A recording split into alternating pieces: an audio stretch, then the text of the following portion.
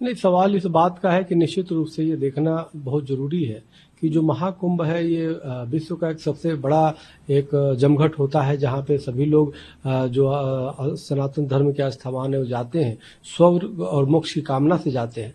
तो उसमें कहीं न कहीं शासन और प्रशासन की कहीं न कहीं कुछ ऐसा कम्युनिकेशन गैप होता है जिसकी वजह से होता है। दूसरी बात, लोगों का एक जो मॉब टाइप का है, जो भीड़ होता है, तो भीड़ कहीं न कहीं कुछ वो हो जाता है जिसकी वजह से भगदड़ मच जाती है।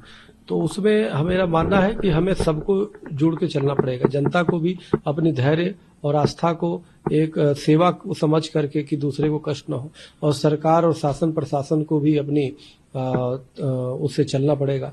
तो सबके लिए जरूरी है कि यह कोई भी हम सिर्फ किसी को हम रौद के चले जाते और नहा लेंगे तो पाप उससे नहीं कम होगा। हमें सेवा करना चाहिए, सामने वाले को, अगल बगल के लोगों को देखना चाहिए, किसी को तकलीफ नहीं हो। लालू प्रसाद यादव ने भी बयान दिया कि काहे का कुंभ, फालतू कुंभ, इस तरीके के बयान दिए जा रहे हैं। देखिए, जो कुंभ को कह रहा है उससे फालतू कह रहा है, उससे बड़ा फालतू कोई नहीं होगा।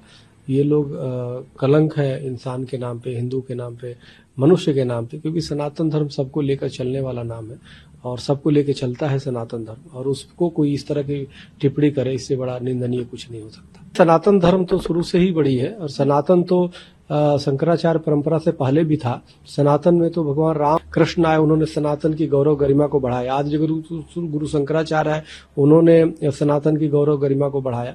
तो अनेक लोग आते हैं, सनातन को किसी ने स्थापना नहीं किया। सनातन जो आदि अनंत है, सनातन का मतलब ये कि जिसका जन्म नहीं हो न जिसका मृत्यु हो, सतत चलने वाला है। तो सनातन में तो अनेक महापुरुष आते हैं और इसकी गौरव गरिमा को बढ़ाने का काम करते हैं।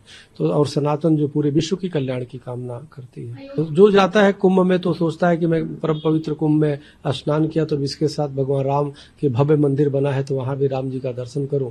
तो हर जो चाहता है, जो धार्मिक व्यक्ति है, तो अच्छा है। लेकिन अगर जो भीड़ ज्यादा हो रही है तो उससे बचना चाहिए। बाद में चले जाओ, पूरे वर्ष तो खुले हैं, भगवान राम के दरबार हो चाहे काशी विश्वनाथ जी है। तो हमें लगता है कि जब ज्यादा भीड़ हो तो अगर जो सरकार की गाइडलाइन हो शासन प्रशासन को, तो उसको ध्यान में रखना चाहिए।